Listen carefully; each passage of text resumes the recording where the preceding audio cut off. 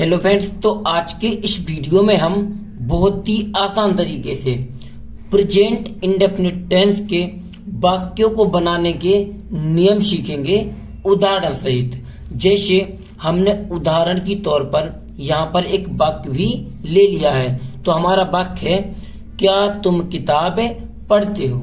इस वाक्य को हमको अंग्रेजी में ट्रांसलेट करना है। तो इसको हमें अंग्रेजी में ट्रांसलेट करने के लिए सबसे पहले प्रेजेंट इंडेफिनिट टेंस की पहचान को समझना होगा।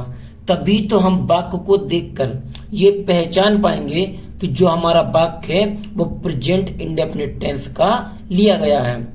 जब तक हम वाक्य को देखकर उसके टेंस की पहचान नहीं कर पाएंगे तब तक हम वाक्य को सही नहीं बना पाएंगे। तो चलिए पहले हम पहचान को समझ लेते हैं। तो यहाँ पर डाल लेते हैं सबसे पहले पहचान। यहाँ पर पहचान, यहाँ पर हम डाल लिया पहचान। तो इसकी पहचान किस प्रकार होती है? तो जिन वाक्यों के अंत में, यहाँ पर जिन वाक्यों के अंत में ता है, ती है, ते हैं, आदि शब्द आते हैं, आदि शब्द आते हैं, उसे हम क्या कहते हैं? प्रेजेंट इंडेफिनिट टेंस कहते हैं। यहां पर कहते हैं।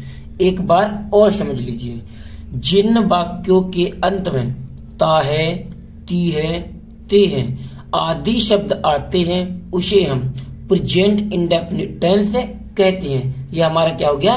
क्लियर हो गया। ये क्या है? इसकी पहचान। अब चलिए हम वाक्य को बनाने का एक फॉर्मूला होता है, उसको भी समझ लेते हैं। यदि आप उस फॉर्मूले को समझ लेते हो तो ये वाक्यों को आप बिल्कुल आसानी से बना लोगे और कभी भी नहीं भूलोगे। इसको आपको रटने की जरूरत नहीं पड़ेगी, बस समझना है। तो यहाँ पर हमने देखा फॉर्मूला, यहाँ पर डाल लिया फॉर्मूला। तो जब हम इस वाक्य को बनाते हैं तो इसमें सबसे पहले क्या लिखते हैं? या तो यहाँ पर डू लिखते हैं, डू या डज, DOES। इन दोनों में से किसी एक का प्रयोग करते हैं। तो एक वचनकर्ता के साथ डज और बहुवचनकर्ता के साथ डू का प्रयोग किया जाता है। फिर इसके बाद हम कर्ता लिखते हैं। क्या लिखते हैं? कर्ता।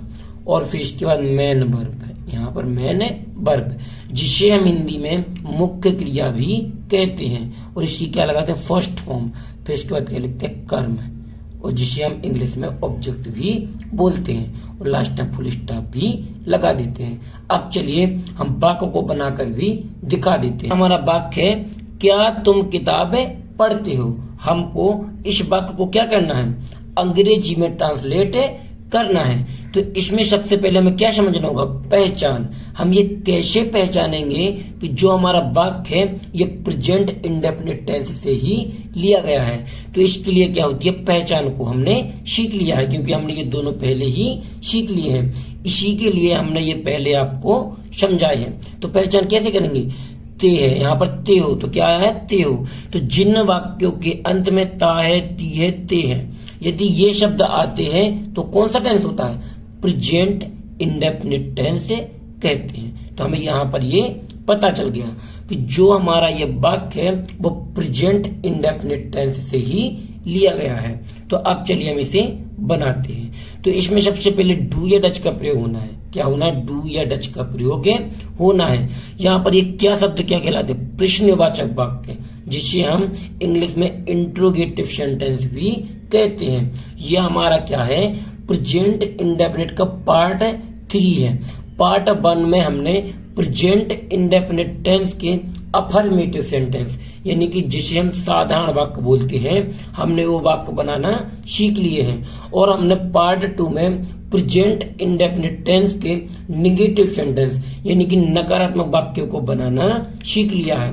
और आज का ये हमारा क्या? पार्ट 3 वीडियो है। तो इसमें हम इंट्रोगेटिव सेंटेंस यानी कि प्रश्नवाचक वाक्यों को बनाना सीख रहे हैं। तो यहाँ पर सबसे पहले क्या आना है, डू या डज। तो एक वचन में डज और बहुवचन में डू। तो तुम क्या है, यहाँ पर कर्ता बहुवचन है, इसीलिए यहाँ पर क्या आएगा, डू, डी ओ। फिर क्या आना है हमारा कर्ता, तो कर्ता क्या, तुम, तो वाई ओ यू। यहाँ पर क्या हो गया, तुम की लिख दी हमने। फिर आना मेन वर्ब की फर्स्ट फॉर्म। तो मेन वर्ब में क्या पढ़ते हो, तो रीड, READ। रीड मीन्स क्या होता है, पढ़ना। फिर क्या आनी है हमारी, यानी ऑब्जेक्ट लिखना, हमें यहाँ पर कर्म लिखना, तो किताब, तो यहाँ पर बुक, BOO के बुक। बुक मीन्स क्या होता है, किताब। तो कैसे बना है, डू यू रीड बुक, क्या तुम किताबें पढ़ते हो। अभी आपको वीडियो को छोड़कर नहीं जाना है। यदि आप यहाँ से वीडियो को छोड़कर चले जाओगे तो आप इन वाक्यों को पूरी तरह नहीं सीख पाओगे, क्योंकि इंट्रोगेटिव सेंटेंस 2 प्रकार के होते हैं। क्या होते हैं, 2 प्रकार के। हमने ये पहले प्रकार का इंट्रोगेटिव सेंटेंस बनाना सीख लिया है। अब चलिए हम दूसरा सेंटेंस यहाँ पर लिखते हैं। यहाँ पर ऐसे भी हो जाता है, जैसे राधा फूल यहां पर क्यों तोड़ती है, क्यों तोड़ती है। अब जैसे हमारा ये वाक्य है, या ये भी क्या होते हैं, इंट्रोगेटिव सेंटेंस में लिए जाते हैं। तो इसको हमको बनाने का एक अलग ही फॉर्मूला समझना होगा। तो यहां पर देखिए, सबसे पहले तो यहां पर हम लिख लेते हैं फॉर्मूला। यहां पर तो इन वाक्यों में जब भी आपको किसी भी वाक्य के बीच में क्यों, कब, कौन, यदि ये शब्द देखने के लिए मिलता है तो हमको इनसे ये भी पता चलता है कि हमारे इंट्रोगेटिव सेंटेंस है, क्योंकि इसमें क्या है, ये प्रश्नवाचक शब्द कहलाते हैं। जो हमारे जैसे क्यों, कब, कौन, ये शब्द क्या होते हैं, प्रश्नवाचक शब्द कहलाते हैं। तो ऐसे वाक्यों में सबसे पहले क्या करते हैं, हम इन्हीं की स्पेलिंग लिखते हैं, यानी सबसे पहले इनको। तो यहाँ पर लिख दिया सबसे पहले क्वेश्चन वर्ड फॉर्मूले में। फिर हम क्या लिखते हैं, डू या डज लिखते हैं, डू या डज, DOES।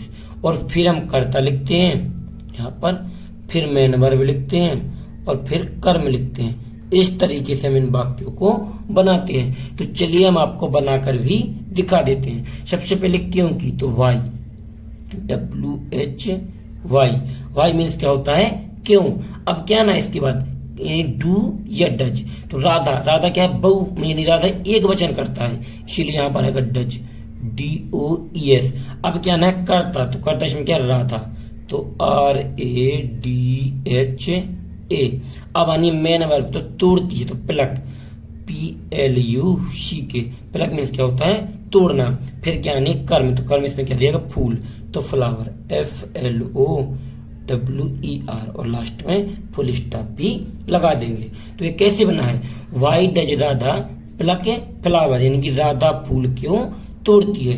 अभी आपको वीडियो को छोड़कर नहीं जाना है। हम आपको होमवर्क की तौर पर एक वाक्य दे रहे हैं, जिसको बनाकर आपको कमेंट बॉक्स में बताना है कि उसमें डू लगेगा या डज लगेगा। और यदि आप उस वाक्य को बना लेते हो तो हम ये समझ जाएंगे कि आपको ये वाक्य अच्छे से समझ में आ गए हैं और बनने लगे हैं। तो यहाँ पर देखिए एक वाक्य, हम यहाँ पर वाक्य देते हैं, श्याम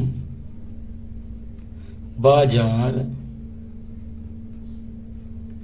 कब जाता है, कब जाता है। यहां पर आपका वाक्य है, श्याम बाजार कब जाता है। इस वाक्य को आपको स्वयं से बनाना है। और यदि आपको इन वाक्यों में कहीं कोई डाउट लगे तो हमें वो कमेंट बॉक्स में बताएं। अगले वीडियो में हम आपका वह डाउट भी क्लियर कर देंगे। थैंक यू वीडियो को लास्ट तक देखने के लिए। मिलते हैं किसी और एक अच्छे वीडियो के साथ में। जब तक अपना ख्याल रखें।